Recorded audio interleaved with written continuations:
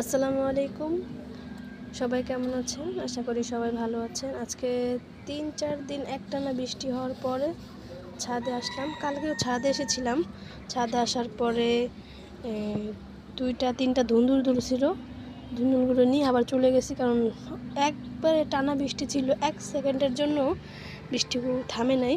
তো আজকে সকাল থেকেই বৃষ্টি নাই, তার কারণে ছাদে এসে একটু গাছগুলো দেখছিলাম যে কোনো গাছের ক্ষতি-টতি হলো নাকি। কারণ একটানা বৃষ্টি যেরকম আমাদের জন্য উপকার, সেরকম আবার ক্ষতিও।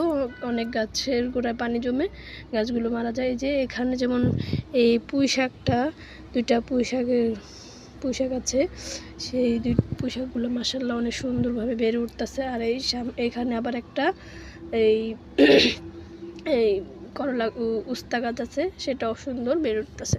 আর এইদিকে আমি একটা লেবু গাছ এনেছিলাম, আপনাদের দেখিয়েছিলাম।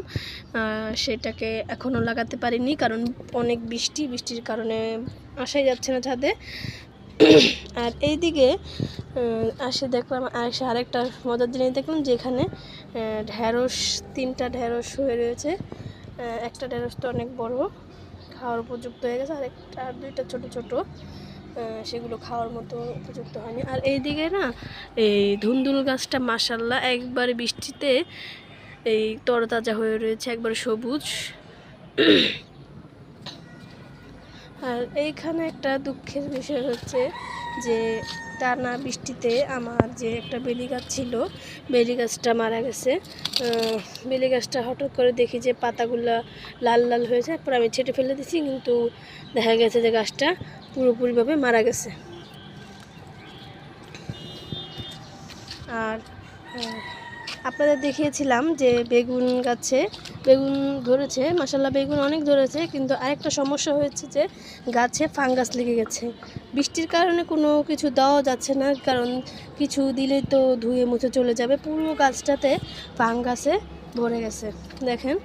আর মাশাআল্লাহ দেখেন বেগুনও, গাছটার বয়স প্রায় 1.5 বছরের মতো হয়ে গেছে। গাছটা ফেলে দেওয়ার মতো সময় চলে এসেছে, কিন্তু এই সময়ও ফলন মাশাআল্লাহ এত ভালো। একটা গাছের মধ্যেই আপনার 12-13টার মতো বেগুন হয়ে রয়েছে, যে গাছটাকে ফেলতেও মায়া লাগে। আর এদিকে অনেক ফাঙ্গাস লেগে গেছে, দেখেন অবস্থা দেখেন, পুরো গাছটা ফাঙ্গাস দিয়ে ভরে গেছে।